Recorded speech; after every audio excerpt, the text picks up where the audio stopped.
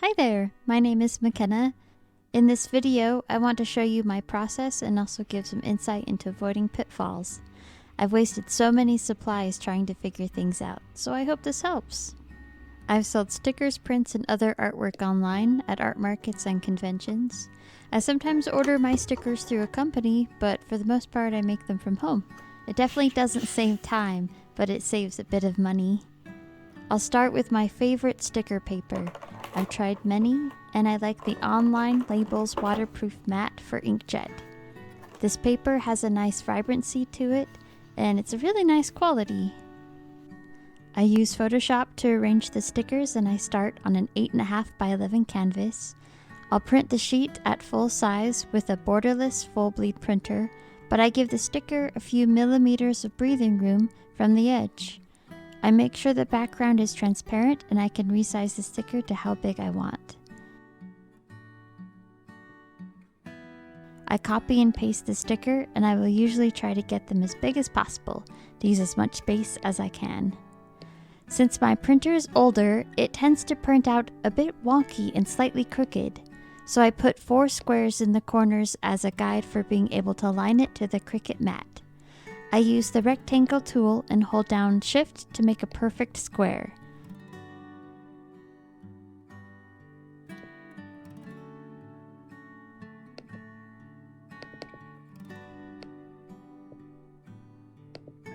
I will then give it a stroke or an outline of a different shade.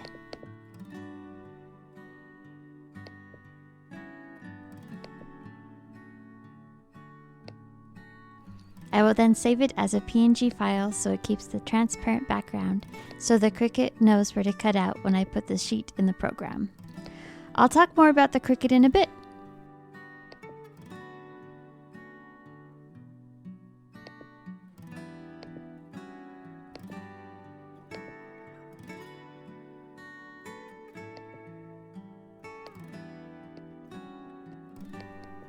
I print with a Canon IP2600. I bought it used and it's a bit older, but it does the job. Maybe someday I'll upgrade. Next, I laminate my stickers. I've tried many different laminate sheets from shiny to matte. I prefer the matte texture the best, though there isn't a big of a variety. I've tried using a hot lamination machine, though I'd recommend the 3mm sheets. The 5mm seem way too thick. My favorite option would be the StarCraft Matte UV Laminate. They are a bit pricey, but I really like the texture. I laminate each sheet by hand, nothing too fancy. You really don't need a lot of extra equipment when doing small batches or just starting out.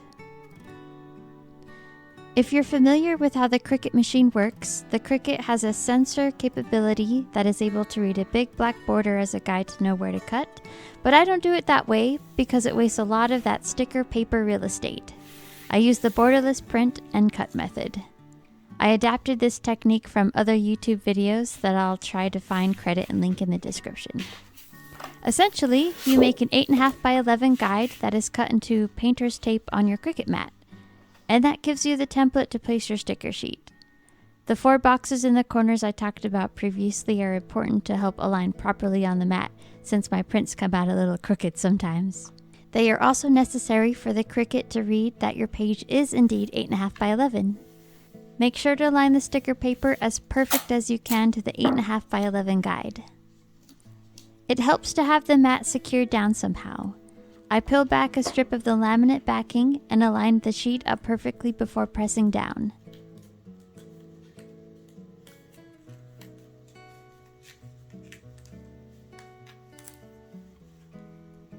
The key is to get it completely flat and even across the top, or else it might start to bubble to compensate any bunched up spots. Slow and steady is the key to preventing bubbles. I end up just using my fingers to rub the laminate down. I don't even use a squeegee device.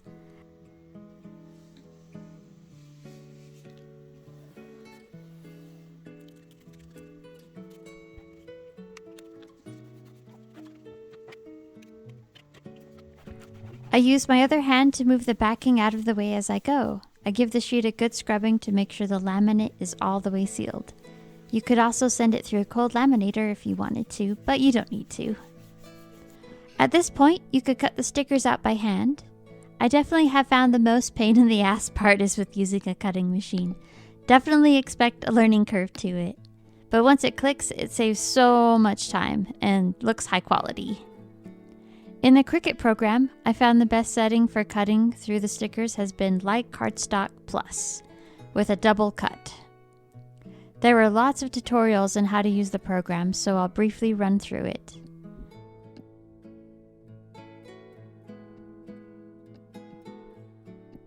When the PNG file is uploaded on the canvas, be sure to change the size to 8.5 by 11.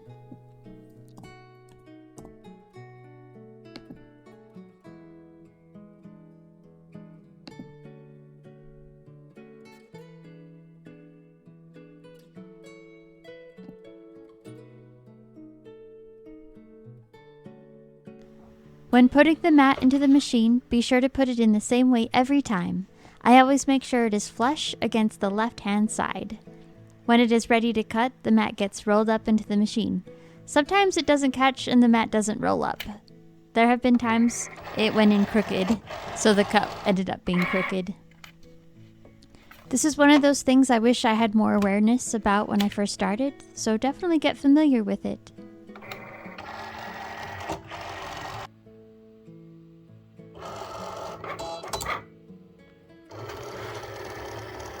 When the cut has started and finished cutting the two top square shapes, I like to pause the cut by hitting the pause button on the machine and make sure the cut looks aligned as close as possible. It will never be 100% perfect, but it'll be close enough.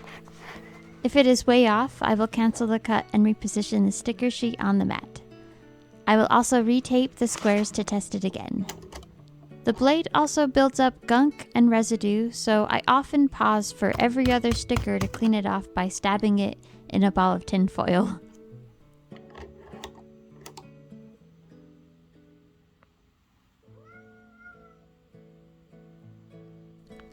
Be sure to hit the right button to resume the cut. The Cricut machine worked so much better when it was new, but even with a new blade, it still has issues I have to work around. After the cut has finished, carefully peel off the stickers, being sure to bend the mat and not the stickers.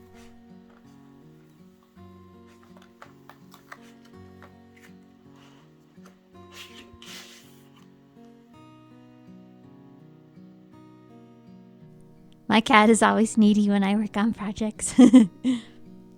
Well, I hope this advice saved any trouble. Feel free to say hi or ask any questions. Thanks so much for watching.